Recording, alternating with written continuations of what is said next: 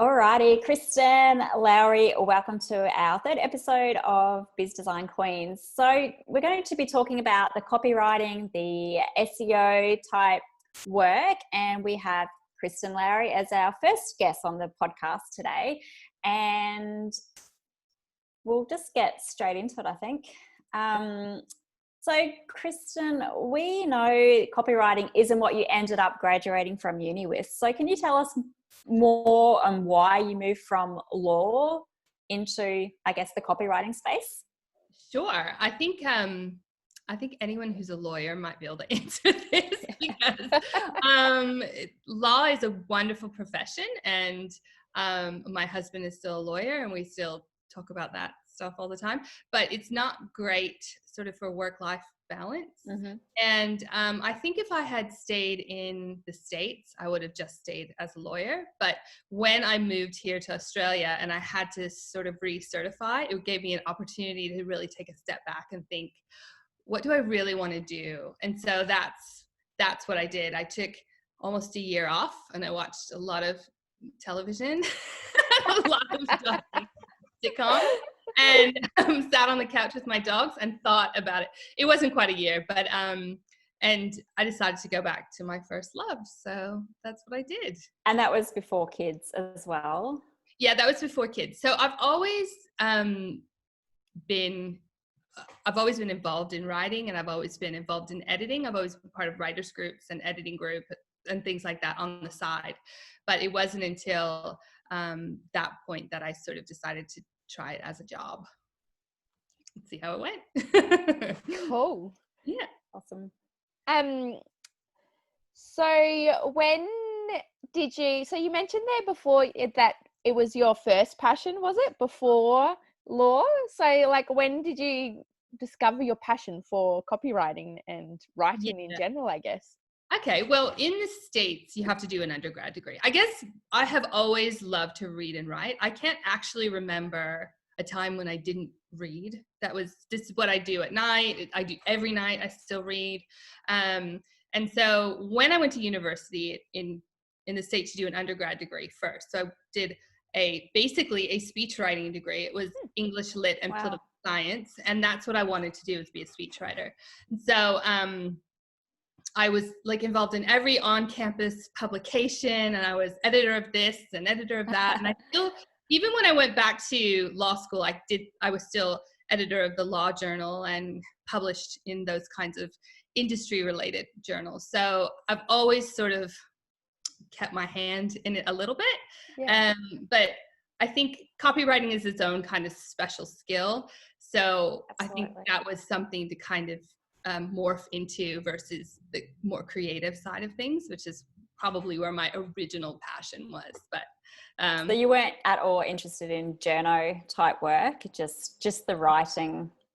Yes. I mean, I have thought of it sort of since then. There's all adds up for, and I do like to write for publications, but no, it seems quite stressful. It seems like a stressful job. I'm not sure. No. I like writing for other people. I do my own writing, my own creative writing, and I like writing for myself. But I do like the copywriting and writing for other people. Yeah.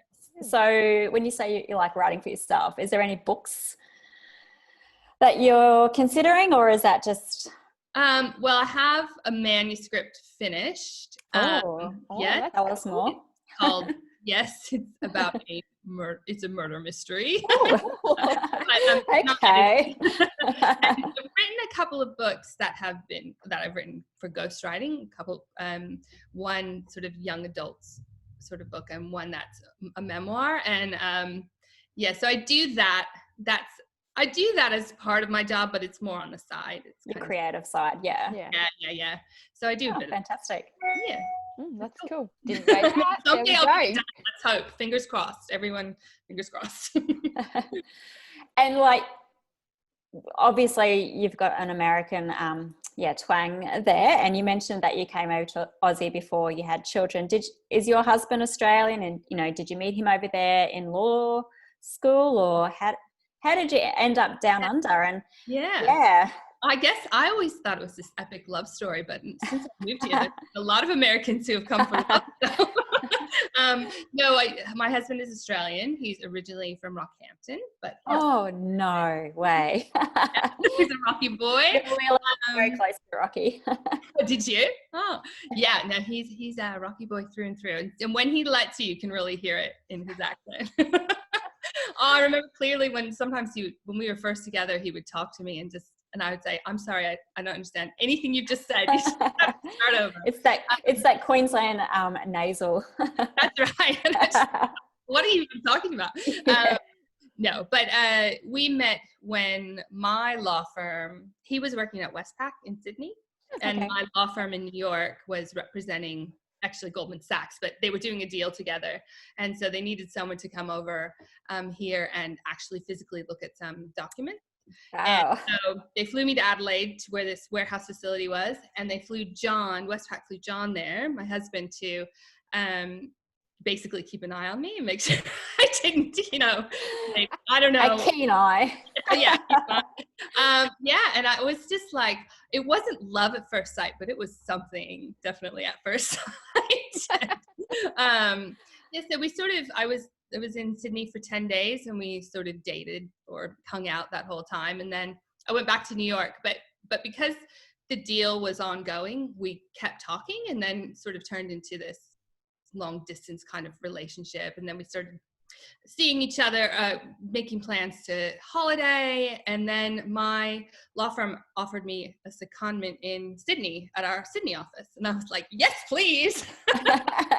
And then that's it. I went home to clean out my apartment and that's it. Wow. Amazing. It's amazing how people connect through work, but even though you're on opposite sides of the world, you still found each other. Yeah, I know. We still feel very lucky about yeah, very exciting. I know.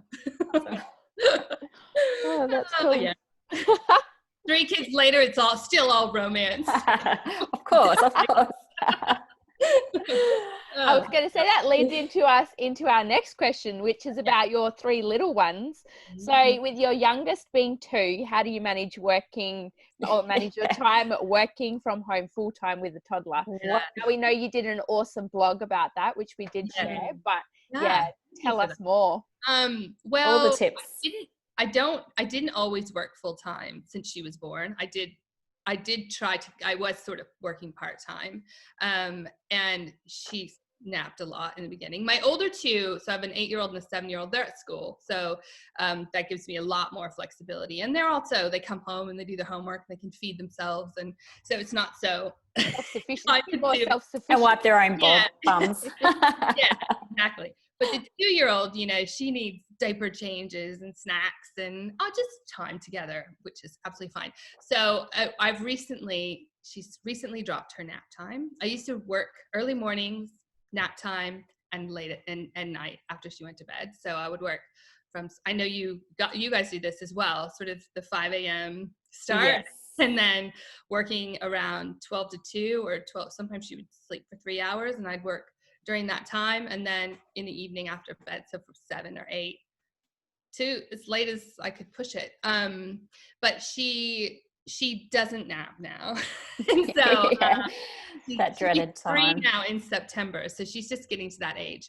So I've got a nanny that comes now most 3 times a week. She comes 2 times a week. And then I usually say, come another time. And then my husband works, now that everyone's working from home, especially, but he was before that even taking Mondays and working from home as a flexible working arrangement. So he didn't actually start working until the afternoons, and he would work into the night and he would have her all day. So I had all day Monday and sort of half of 2 other days. And then I just continued on with that process of late nights. And it's not ideal, but it's not forever. And and I guess you've sort of adapted as well, like you've just made it work. Look, I'm not at all opposed to daycare. It's just that I didn't send my first 2, so I just never really thought to do it. So I just sort of kept making these other arrangements, and it seems to be working out okay. But next year she'll go to 3-year-old kindy.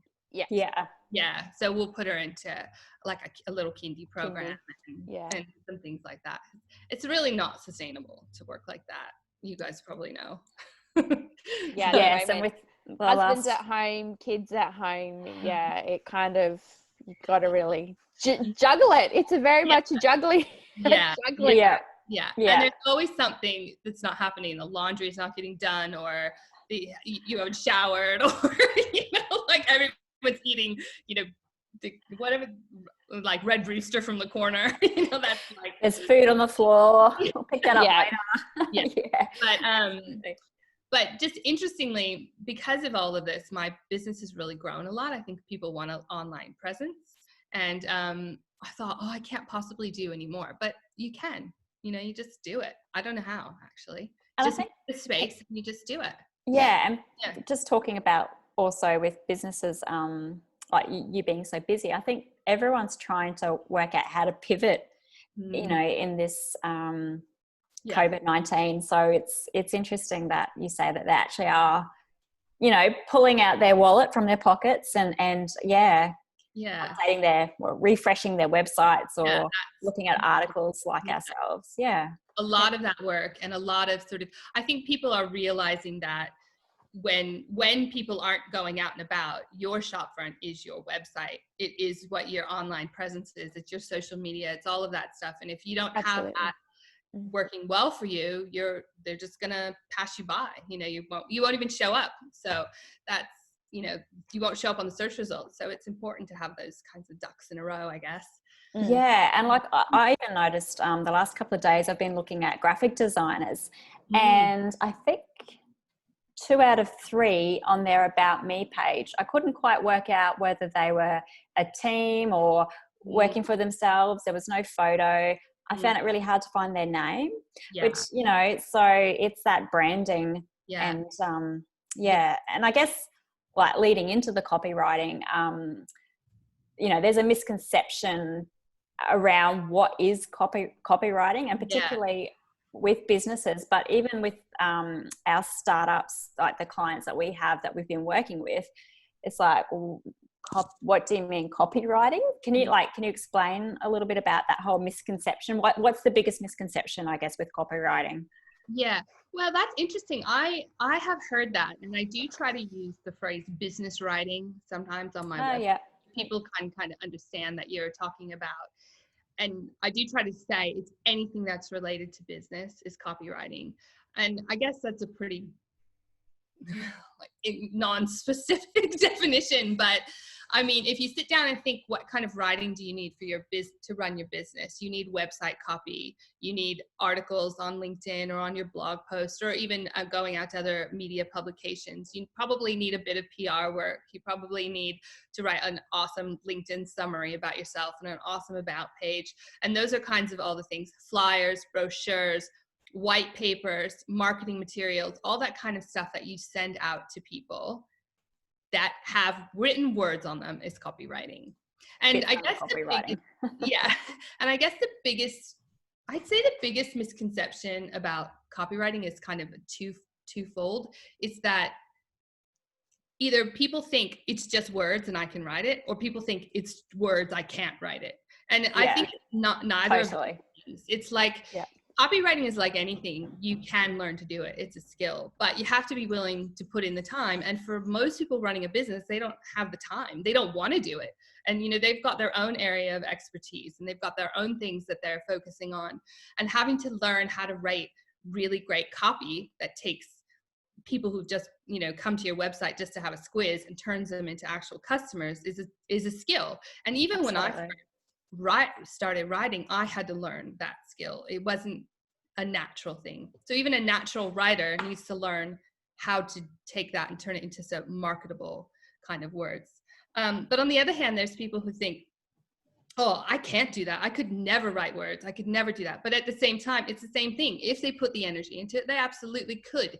And that's why I like to write articles about how to write your about page, because it's just finding the information and then translating it into the written word. And I agree with you it is a skill and you can learn it, because I know when we first purchased Homely Creatures and we were trying to write, well, that was yeah, we should, yeah, look back at those, and see how far we've come, because now we can talk to people, we can kind of get that, linger happening.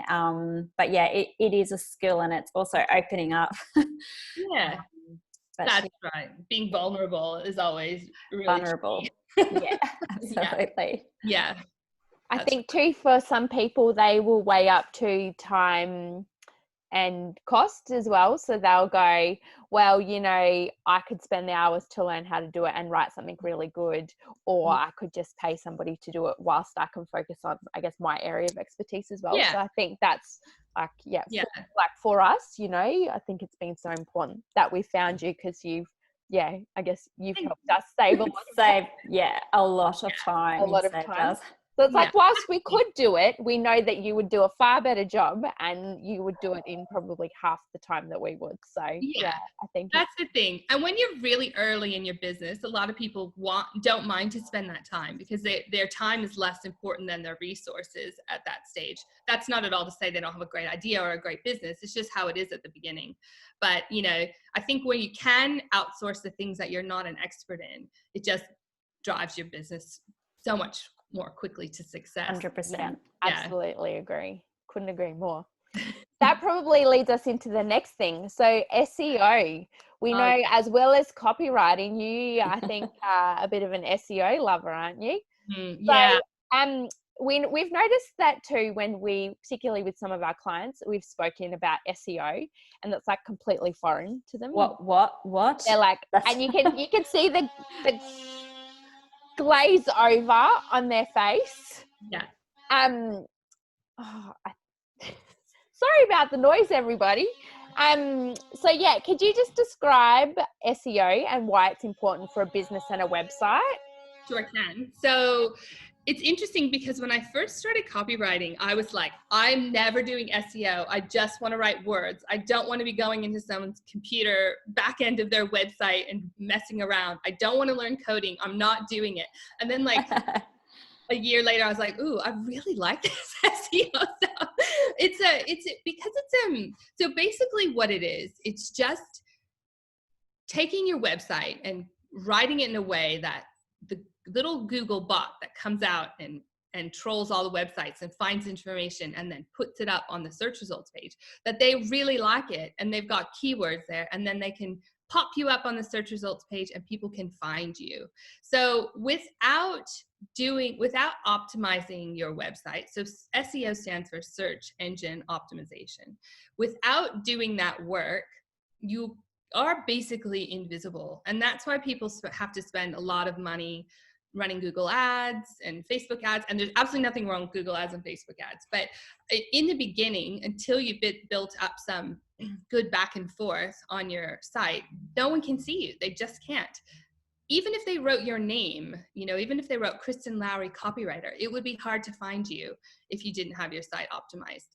Now, over time, sites automatically become more optimized, because people start to find you, and every time they click on your link and go to your website, Google goes, hey, somebody did like that. Okay, maybe I'll give them a little bit more Google juice, Google authority.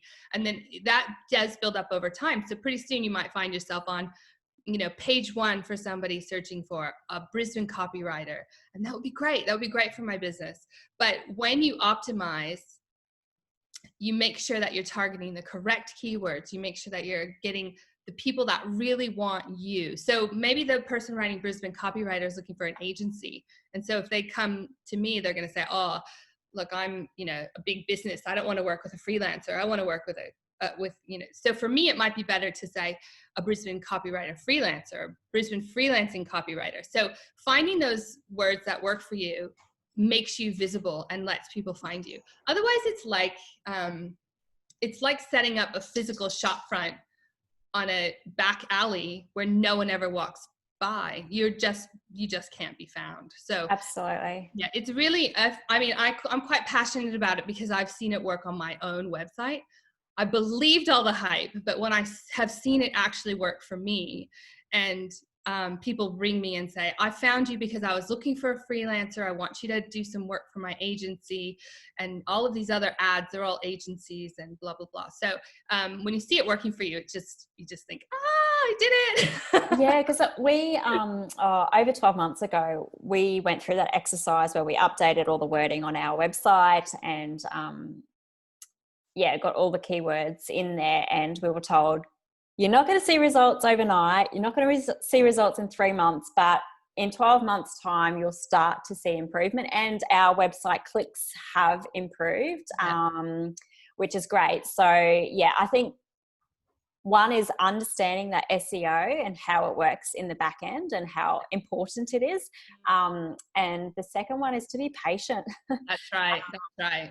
And so with the SEO, is that something that you recommend should be updated regularly, like with wording, or is it just, Well, your website should be updated regularly. So basically, if you don't make changes, if you're running a blog, let's say, or posting articles on your site, that's absolutely fine, or videos or whatnot. That is kind of refreshing your site. But if you have a static site, you need to go in there and make changes every couple of months, because if you have a completely static site, no changes ever, Google just stops ranking. It just starts ranking lower and lower and lower because it doesn't feel like an active site. So one trick is to always make sure you're updating your website. The best thing is to have a blog. I mean, I know people think blogging is, they say, I write a blog and nobody reads it and I get no comments. Google. But it's not really for the person. It's not really for the person what you hit publish and they're on there going, oh, I've read that blog and I love it. That's not really why you're doing it. You're doing it for the person who says, so I really want to know how to DIY my about page. Okay, so how to DIY, they type in how to DIY my about page. And then my about page article pops up. I might have written it, 3 weeks ago, 6 months ago, but it's there. And that's what builds up that good traffic. And so always keeping your website updating is just a really great way to continue to drive more and more traffic, particularly if you optimize. That means in using keywords and going into the back end and doing all the little tricky SEO optimization things. But even if you don't, it's still important to keep doing that. So it's an ongoing kind of thing. Yeah, so it's really important, I think, with any business to, if they haven't done the exercise, I think they should invest, pay yourself, for example. But I guess what's one of the common errors you see when people write about themselves? Is there on their about pages? Yeah. I think the biggest thing is that they treat it like it's a CV. They just start listing out where they went to school and oh goodness, I know, where they've worked and what their awards are or accomplishments. Look, all that stuff is great, but that is not what your about page is. If you have a client that wants to see your CV, you can send them a CV. But you could even put a downloadable link to your CV if you want to, if you really felt that strongly about it. But your about page should be about you and about your business, why you're in the business. How do you solve the problems for your clients? And then something like a hook, something that's interesting that brings them in when you're writing it. So you need to tell your story, and you need to be vulnerable when you do it. You need to be open. If you've made bad business decisions in the past and had a failure, and that's led you to where you are now, it's really great to talk about that. People love to see that we're real and that we've had failure. That connection. Yeah. Stood back up from that, picked ourselves up, worked it out, and now look, we're in this new successful business. So I'd say those are the three main things. Don't write it like a CV. Make sure you're open and vulnerable. Be interesting. Those are the biggest things. If you do want to list your where you went to school or all that stuff, you can do it at the bottom under experience, and but just don't throw it in the person's face when they're like, oh gosh, they just don't care. Talk about it later in a blog. Yeah. Get some don't really care. SEO words later. That's how you build the connection as well. That's, by telling your story and your background, that's how you build that connection with with those people, your potential Absolutely. customers and followers. Yeah, and they buy, you know, and you might think, oh, but I'm not interesting, or but my path has been so strange or whatever. But you just have to remember that there's a nut for every bolt. You know, there's somebody for everybody. And even if you're quirky, even if you're, you know, what your favorite thing to do is read, I don't even know. It's good to have that on there, because there are people out there that will say, I want to work with that person because I get that. And yeah, if you're vanilla, you're vanilla. Nobody relates to you. It's like, ugh, That's boring. And that's exactly right. If we were all the same, the world would be a boring place, wouldn't it? That's right. No one wants to eat just vanilla ice cream all the time. You know, we want to find the flavor. Exactly. Or Napoleon. Yeah. Mine's Love Potion 31. Ooh, I love it. That's cool. Yeah. So something else we know that you've got a bit of a flair for is writing press releases and media articles. And we know this because you've done it for us several times, and we've liked every one of them. How did you come about, like, how did you get into that space? And yeah, well, I actually work for I do work for, as a freelancer, a contractor for a PR company out of Sydney. And but they're a big agency and they take on big clients. So I don't compete with them by any stretch of the imagination. They do telecommunications companies, for example, and huge shopping centers, and you know. So I learned a lot though from working with them and for them, and just about the right way to approach media sources and the kinds of things they want to hear about, and so that's how I sort of learned, kind of on the job, but just giving it a go and doing some research and then getting a bit of feedback, and then so I do a lot of media releases and a lot of publications for those big companies, but through this other agency. And then for my own clients, I mostly do that as just part of kind of an overall copywriting strategy, rather than I'm not like a PR agency on my own. When somebody really needs a big PR strategy, particularly if they're trying to break into a new market or something like that, I'll always say, go here. But as far as just writing that kind of stuff, I really enjoy it. It's just thinking about what the person on the other end wants to hear, and it's interesting to think from the journalist's or the editor's perspective, and to do research into their audience, and that makes it just something interesting and different.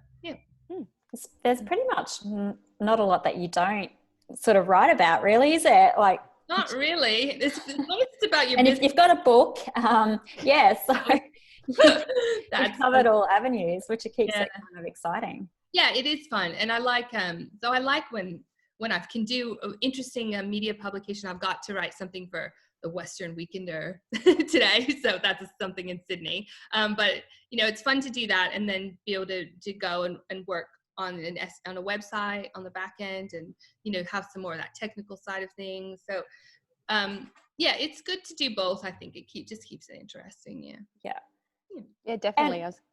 Go, Catherine. Oh, I was just going to say, with like your media connections and everyone, like, how have you sort of found these people? Is it like through Facebook groups or research or networking? Research, and then just reaching out. So I sort of have a relationship. I try to have a relationship with them, because the ones that you have a good relationship for, they'll always entertain your ideas and they'll come back with feedback. So basically it all, for me, because I don't come from a PR background, it all starts cold. It has all started cold. I just reach out to people, and then, I get some I get response, and then I try to build on that relationship. And I'm always try to give more to them and say, how else can I help you? And, here, can I rewrite? Can I do this? So that they know that I really want to make it work for them. And it's not about, because the trick with PR is that it's a sneaky way to sell your client, because you're not really writing about your client. You're writing about an issue that the reader wants to find out about. Absolutely. And then your client is either the case study or the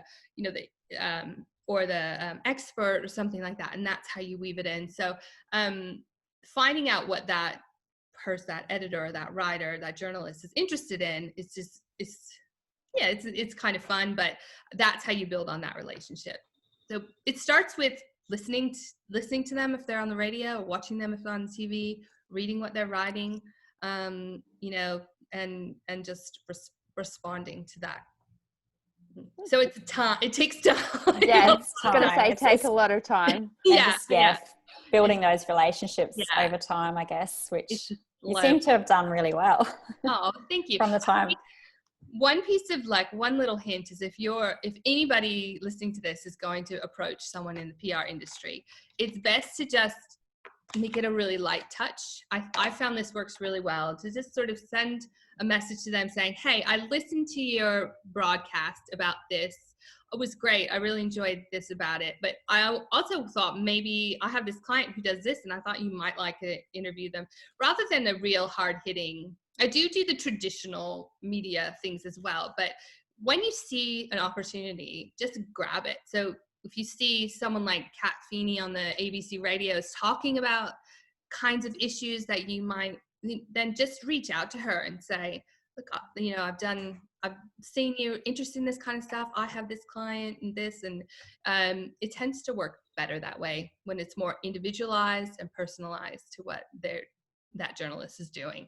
And probably maybe a bit informal, like a bit more on that, natural level, I guess. And as you say, like keeping on top of what people are talking about. So, you know, having a look through the Fin Review or the other local papers, and listening to the news every now and then.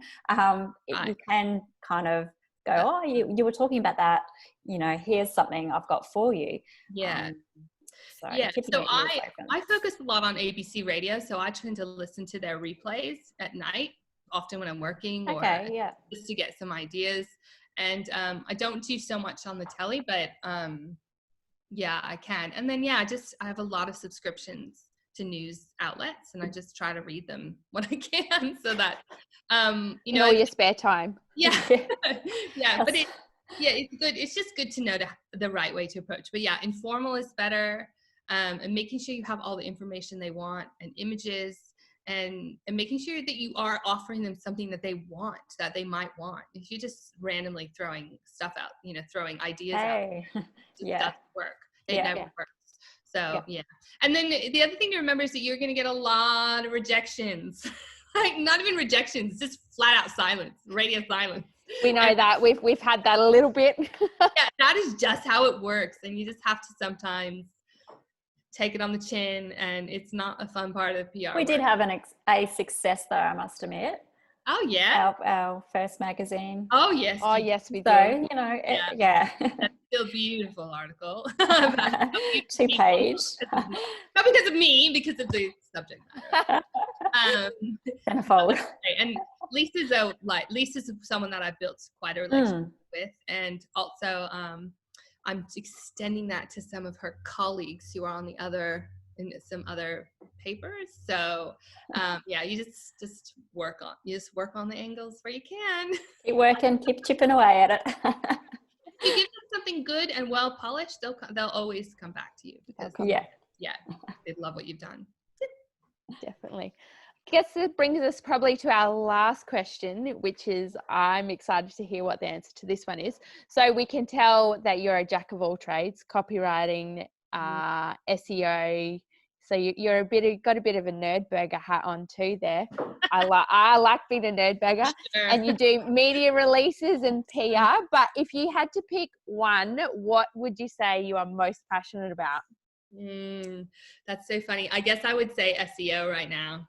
I think the thing about SEO is that it's still writing, you know, you have to, but it's almost like you have to be clever enough to make the system work for you. I don't know. Yeah, absolutely. So you want to get in your keywords. So you need to write you need to write a website that uses those keywords without sounding like stupid, you know, and that people will read it and go, oh, I feel so like I want to work with this person. This is great. And not say, why are they talking about, you know, something random?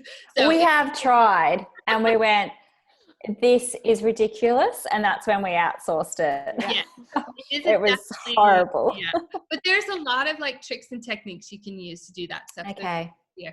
So that I quite like. And I like when I can do the back end stuff. And I guess the other reason I like it is because it took me, I had to do a couple of courses, and I really worked hard to get this kind of, it wasn't something I knew. I feel like with writing, it's something I knew how to do, but this was totally foreign to me. But I thought, no, I've got to figure this out, at least for my own website. So I did these courses, and big, expensive, long courses. And then, and I felt like it was a hard-earned skill. So I'm quite proud of it, I guess.